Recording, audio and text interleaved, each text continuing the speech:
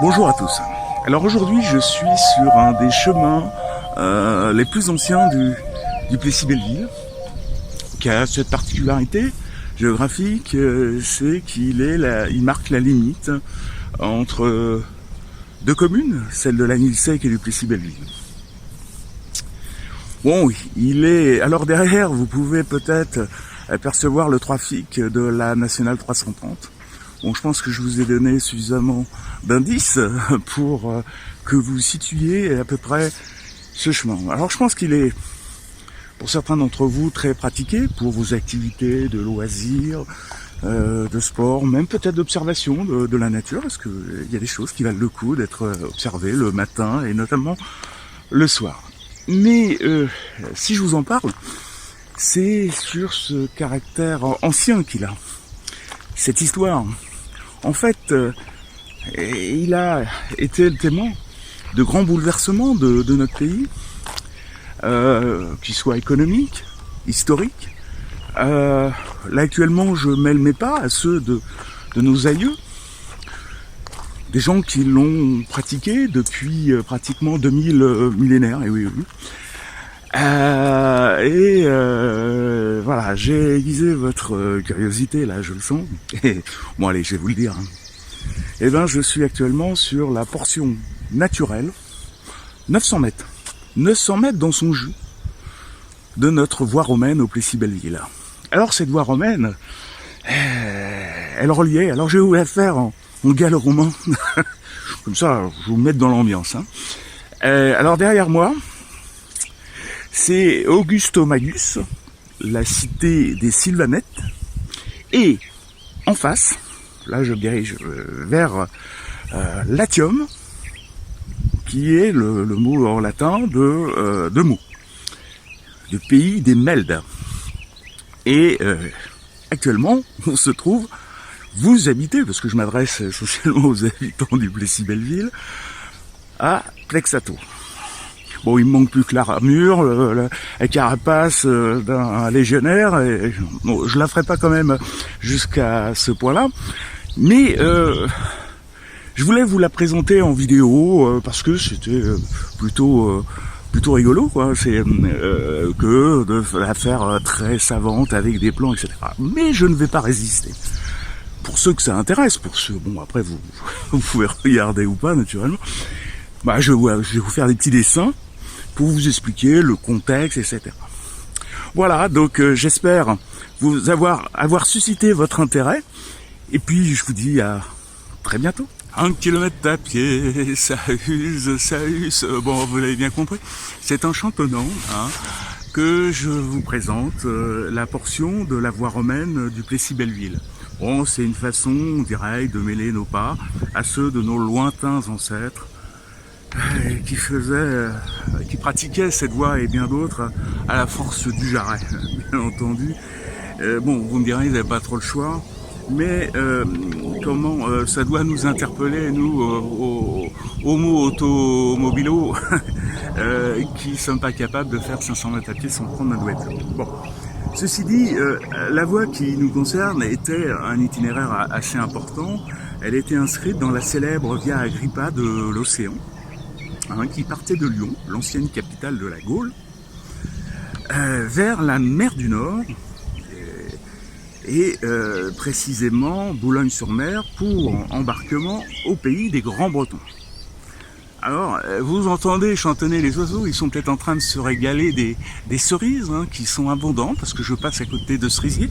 Donc, je vais vous montrer quelques cerises, si j'arrive, si elles se cachent pas trop, voilà. Donc, bon, pour les avoir goûtées tout à l'heure, là on les voit un petit peu mieux avec le contraste. Alors pour les avoir goûtées tout à l'heure, bon, c'est vraiment des cerises sauvages. Bon, pourquoi pas, je vous invite à venir les goûter. Bon, après plus loin, on a aussi des noyers. Alors au mois de septembre, octobre, bon, je vous invite peut-être, si vous le souhaitez, si ça vous intéresse, à les récolter quelques noix. Alors, plus près de nous, pour revenir au sujet qui nous intéresse. Alors, cette voie romaine passait à Saint-Souplet, Ouassery, Saint-Patu, le Plessis-Belleville, bien entendu, Hermannonville, Boray, pour rejoindre un peu plus loin, Senlis. Oula, excusez-moi, ça bouge un peu.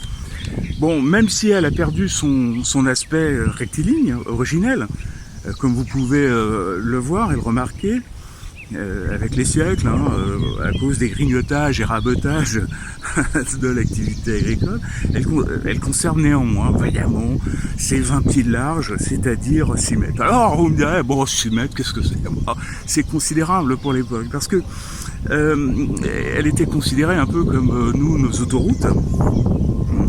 Et on revenait de loin, parce que avant d'être envahi par les Romains, nous on avait des sentiers pour se déplacer, pour essayer de faire un peu de commerce avec les pays environnants. Et nos chemins, ils faisaient 1,50 m de large. Donc vous imaginez le bouleversement de l'apport de ces voies romaines.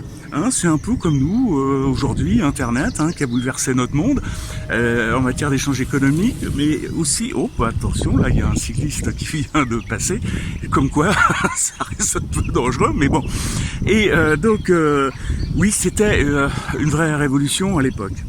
Et donc, outre son utilité militaire qui favorisait le déplacement rapide des légions, vous l'avez bien compris, elle a permis le développement économique et les échanges, notamment en ce qui concerne le pays des Mèdes, Meaux et les Sylvanettes, le pays de Senlis. Et plus largement, alors ça, c'est une dimension beaucoup plus importante, les relations, comment les échanges avec l'étain, qui était produit récolté à ciel ouvert en Grande-Bretagne, et cet étain était transporté évidemment vers Rome pour être ensuite transformé. Alors on y croisait toutes sortes d'usagers, bon, certainement pas des cyclistes comme à l'instant, mais des marchands, des messagers, ça, il fallait faire de la communication, c'était la poste de l'époque, et il fallait que l'Empire soit au courant de tous les événements. Et donc, on y croisait aussi des représentants de l'administration fiscale. Ah oui, oui, déjà, pour collecter les impôts. Alors aussi, bien entendu, les agriculteurs qui venaient vendre leur bétail sur les marchés de Meaux et de Senlis. Et tout ceci, vous l'imaginez, dans un joyeux bazar, mais le plus souvent mêlé d'injures et de coups de bâton, parce que lorsque quelques troupeaux se croisant, se mélangeaient malencontreusement, ça crée beaucoup de désordre, et apparemment les gens en venaient aux mains, et puis vous devinez bien entendu les conséquences. Bon, mais allez, restons positifs. Toutefois, ce joli monde était heureusement placé sous la divine protection de Mars et de Mercure. Ce qui n'est pas notre cas. Nous, on a, à défaut, la marée chaussée. Alors, encore un des aspects, il n'y a pas de radar, c'est déjà bien. Alors, on relaye. Alors, j'ai une anecdote à vous raconter. C'est pas moi qui l'ai inventé, c'est Pline l'Ancien, qui raconte que les délicieuses oies du Pas-de-Calais faisaient tout le chemin à pattes pour se rendre sur les marchés de Rome. Ah oui, avant de se faire dévorer, mon Dieu. Quelle époque, me direz-vous. Alors, pour tous les professionnels de la logistique, ça doit les laisser pantois sur cette manière de transporter les animaux, les marchandises. Mais c'est la naissance d'une économie prospère qui a fait que notre pays s'est développé. Alors, dernière chose pour aujourd'hui, il n'était pas rare de découvrir sur le bord de la voie des tombeaux avec des épitaphes très familières vantant les performances physiques de leur occupant, longue durée. Alors vous pouvez imaginer quelle performance, mais à l'époque c'était c'était de bon ton d'expliquer que il y avait comment enterrer un joyeux luron, hein. Bon, j'ai pas plus loin dans les explications.